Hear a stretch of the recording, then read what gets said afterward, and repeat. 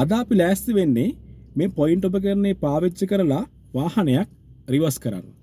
ඉතින් වාහනයක් රිවර්ස් කරද්දී ඔයා හුඟක් දේවල් ගැන අවධානය දෙන්න ඕන. ඔයාගේ සයිඩ් ග්ලාසස් ඒ වගේ තමයි ඔයාගේ රිවර්ස් කැම් එක. ඉතින් ඔයාගේ රිවර්ස් කැම් එකක් ඔයාගේ වාහනේ නැත්තම් ඔයාට සිද්ධ වෙනවා වාහනේ හොඳට හැරිලා බලලා මෙන්න මේ විදිහට වාහනේ රිවර්ස් කරන්න. ඉතින් ඔයාලා වාහන රිවර්ස් කරද්දී ඔයාගේ වාහනේ ක්ලච් කන්ට්‍රෝලින් එක ගැන ලොකු අවධානයක් දෙන්න ඕනේ. මොකද එහෙම වුණ නැත්නම් වාහනේ අනවශ්‍ය විදිහට නවතින්න බලන. ඉතින් එහෙම වාහනේ නැවතුනොත් එහෙම වාහනේ ඉන්න අනිත් අය වුණත් මේ එච්චර කැමති නෑ. ඒතකොට කිසිම ස්මූත් එකක් නෑ එතකොට.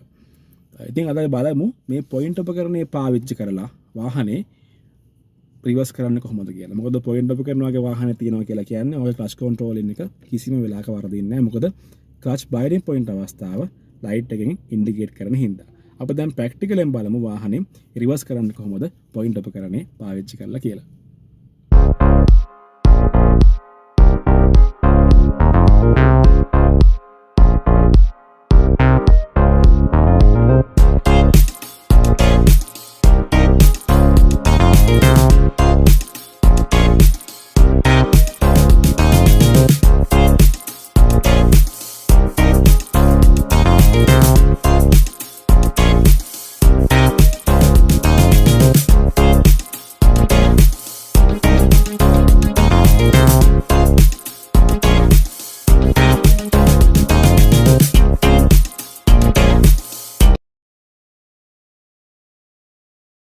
ඉස්සෙල්ලම් බලන්න ගියර් එක තියෙන්නේ නියුට්‍රල් එකේද කියලා.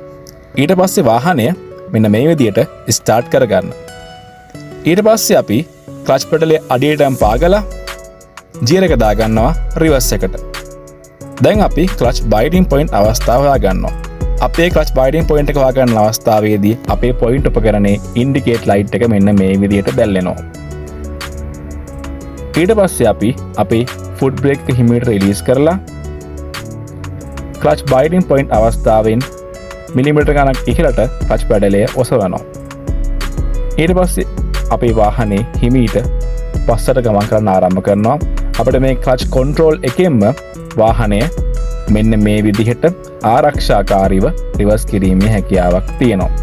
ඉතින් ඔයාගේ වාහනේ ඇතුලේ ලොකු සද්දයක් තිබ්බත් වාහනේ එළිය ලොකු සද්දයක් තිබ්බත් ඔයාට මේ ක්ලච් බයිඩින් පොයින්ට් අවස්ථාව ඉතාමත් පහසුවෙන් මේ පොයින්ට් උපකරණය පාවිච්චි කරලා හොයාගන්න පුළුවන්. අනතුරු අවම කරගනිමින් ආරක්ෂාකාරීව වාහනය ධාවනය කරන්න ඔබත් අදම් පාවිච්චි කරන්න මේ පොයින්ට් උපකරණය.